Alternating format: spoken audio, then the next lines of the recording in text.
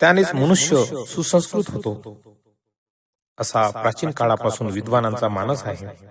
म्हणूनच तर प्रत्येक देशातील मानव समाजात देश जाती रिवाजानुसार काही संस्कार आजही प्रचलित असून त्यांचे पालन करण्यात येते. बौद्ध जगतात पुन्हा आपापल्या देश रिवाजाप्रमाणे 10 संस्कार प्रामुख्याने संपन्न करतात.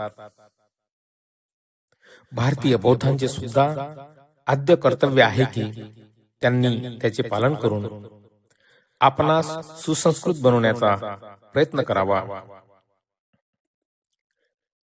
ते 10 संस्कार जे आहेत ते याप्रमाणे आहेत.